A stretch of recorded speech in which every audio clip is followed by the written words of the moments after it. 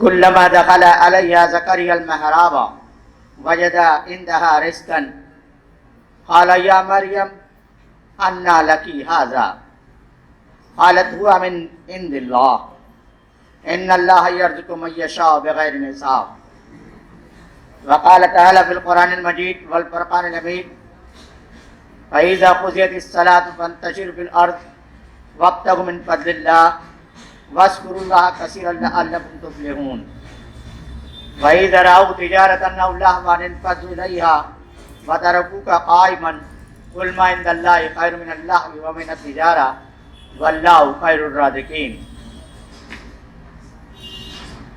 मोहतरम रफ़क़ाए कराम और ज़िम्मेदारान, अस्सलामु अलैकुम व रहमतुल्लाहि व बरकातुहू।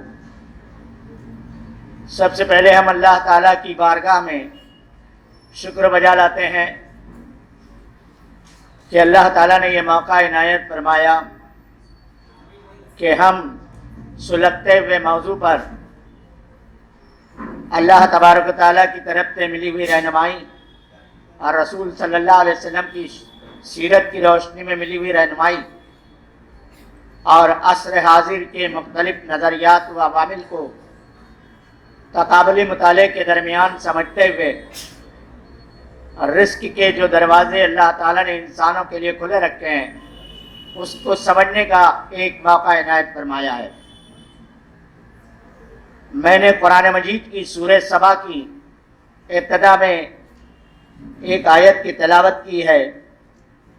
उसका तर्जमा हमारी अपनी मादरी ज़ुबान में इस तरह होता है कि कह दो कि बेशक तेरा रब जिसे चाहता है बेपनाह रिस्क इनायत फरमाता है और जिसे चाहता है नफ़ातुला रिस्क देता है, और बेशक अक्सर लोग इससे नावाकिफ़ हैं। कुरान मजीद ही से सूरह आल इमरान की एक आयत नंबर 37 की तिलावत की गई। उसका तर्जमा इस तरह होता है कि जब ज़करिया अलैहिस्सलाम दाखिल हुए महराब में, उन्होंने मरियम अलैहिस्सलाम के पास रिस्क देखा। पूछा क़ाल या मरियम, ए मरियम ये क्या है? अन्ना लकी हाज़ा क़ालत हुवा मिन इंदिल्लाह, मरियम ने जवाब दिया ये अल्लाह की तरफ से है। अल्लाह जिसे चाहता है बेपनाह रिस्क बग़ैर हिसाब किताब के बेपनाह रिस्क इनायत कर देता है। फिर मैंने सूरह जुमा की आयत की तिलावत की जो आयत नंबर 11, 10 और 11 हैं। उसमें अल्लाह ताला ये बात इरशाद फरमाता है कि जब नमाज जुमा अदा कर चुको तो अल्लाह के फज़्ल तलाश करने के लिए मुंतशिर हो जाओ, फैल जाओ, अल्लाह को कसरत से याद करो, शायद कि तुम फलाह पाओ। और जब उन्होंने देखा खेल और तमाशा और तुम्हें खड़े का खड़ा छोड़ दिया, कहो अल्लाह के पास इस खेल और तमाशे से ज़्यादा बेहतर है और अल्लाह बेहतरीन रिस्क देने वाला है। जब हम कुरान मजीद की आयतों से गुजरते हैं और ये समझना चाहते हैं कि अल्लाह तबारक ताला ने रिस्क के मुतालिक हमारे सामने कौन सी असल हकीकत को उजागर किया है, तो 3 अलग अलग मकामात से 3 अलग अलग बातों को समझने का मौका फराहम होता है। एक ये कि अल्लाह तबारक ताला अपने मुतालिक ये कहता है कि इन्नल्लाह अला कुल्लि शैइन कदीर, कि मैं हर चीज़ पर कुदरत रखता हूँ। यफ़अलु मा युरीद, मैं जो चाहता हूँ वो करता हूँ। तो अल्लाह अपने बंदों में से किसी को बगैर किसी मेहनत के अपनी मशीयत के मुताबिक उसको रिस्क दे देता है और वाफर दे देता है। कहीं किसी को खजाना मिल जाता है, कहीं किसी को विरासत में बहुत सारी चीज़ें मिल जाती हैं, और किसी को गैब से कुछ चीज़ें ऐसी मिलती है कि कोई उसकी वो तौजीह और तशरीह नहीं कर पाता। उसकी एक मिसाल अल्लाह तबारक व तआला ने सैयदना मरियम अलैहिस्सलाम की दी है। आप जानते हैं कि मरियम के मुतालिक ये बात है कि उन्होंने अपने आप को अल्लाह की इबादत के लिए खालिस कर लिया था اور مسجد کے گوشے میں وہ رہا کرتی تھی. گویا ان کے پاس ان کو کما کر رزق کی ذرائع کو یوز کرنے کا موقع حاصل نہیں تھا. اللہ تبارک تعالیٰ ان کے لیے رزق کا معاملہ کرتا تھا. جب ہم قرآن مجید کی سورہ بقرہ سے گزرتے ہیں تو وہاں ہم دیکھتے ہیں کہ بنی اسرائیل ایک قوم ایسی بھی گزری کہ کچھ مدت کے لیے اس کے پاس پوری کی پوری قوم کو منع سلوہ دیا گیا. ایک تصویر قرآن سے یہ ملتی ہے.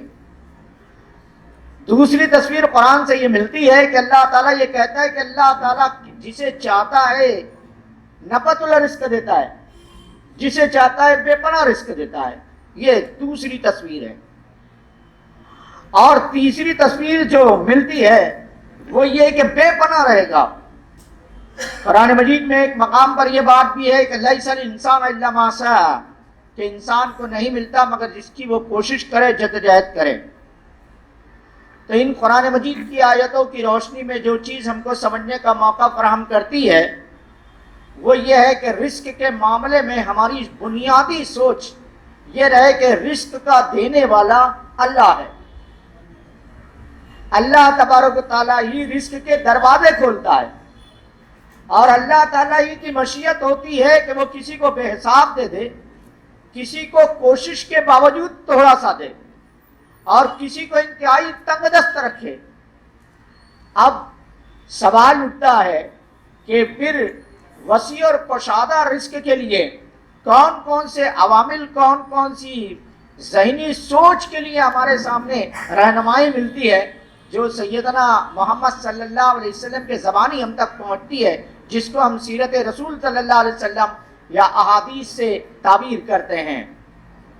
اللہ کے نبی صلی اللہ علیہ وسلم کی طرف سے بات ملتی ہے کہ دیکھو، اگر کوئی شخص یہ چاہتا ہو کہ اس کے رزق میں برکت ہو، اس کی عمر میں برکت ہو، اگر کسی کے ذہن میں یہ اچھا ہے، یہ خواہش ہے کہ اس کے رزق میں بھی برکت رہے اور اس کی عمر میں بھی برکت رہے، تو محمد صلی اللہ علیہ وسلم یہ رہنمائی فرماتے ہیں کہ اس نے صلہ رحمی اختیار کرنی چاہیے. تصویر کا ایک رخ محمد صلی اللہ علیہ وسلم کے کلمے کی روشنی میں، حدیث کی روشنی میں ہمارے سامنے یہ آتا ہے. پھر ایک اور رخ ہمارے سامنے یہ بھی آتا ہے کہ حلال روزی، اللہ تبارک تعالیٰ حلال روزی میں برکت رکھتا ہے. پھر ایک تصویر یہ بھی ملتی ہے کہ اللہ کے نبی صلی اللہ علیہ وسلم نے ایک شخص جسے ہم صحابی کہتے ہیں، ان کو دیکھا، ان کے ہاتھ کھردرے تھے، ہتھیلی کے جو کیفیت ہے وہ سخت تھی. دریافت کیا یہ کیوں ہے، تو وہ محنت مزدوری کی بنیاد پر ہے. ہاتھ سے کام جو روزی کمائی جائے گی وہ بابرکت ہوتی ہے، یہ اللہ کے نبی صلی اللہ علیہ وسلم کی طرف سے ملتا ہے. ایون یہ کہ وہاں کے منظر میں یہ بات بھی موجود ہے کہ نبی صلی اللہ علیہ وسلم نے اس صحابی کے ہاتھ کا بوسہ لیا. پھر بازار کی ایک تصویر ہم کو ملتی ہے. اس تصویر میں ہم یہ پاتے ہیں کہ نبی صلی اللہ علیہ وسلم چلتے چلتے رک جاتے ہیں، اناج کے ڈھیر کے پاس رکتے ہیں، اپنا ہاتھ اس اناج کے ڈھیر میں ڈالتے ہیں اور نکال کر دیکھتے ہیں تو کچھ نمی سی محسوس ہوتی ہے. اللہ کے نبی صلی اللہ علیہ وسلم کہتے ہیں کہ دھوکہ نہ دیا جائے. تجارت میں دھوکے کے عنصر کو اللہ کے نبی صلی اللہ علیہ وسلم نے خارج کر دیا. اللہ تعالیٰ قرآن مجید میں ایک بات ارشاد فرماتا ہے، ان العہد کان مسئولا، جو عہد کیا جائے وہ پورا کیا جائے.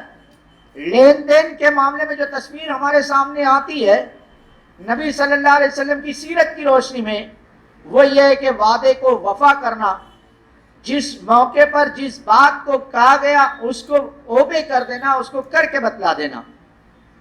ایون یہ کہ تصویر یہ بھی ہے کہ وقت کے نبی ہے، رحمت للعالمین ہے، لیکن ایک موقع سے یہودی کا قرض دینے کے معاملے میں آپ اپنے وعدے کو وفا نہ کر سکے تھے، تو یہودی جو ہے وہ زیادہ اصرار کرنے لگتا ہے، اس کے لب لہجے میں تلخی آتی ہوئی دکھائی دیتی ہے.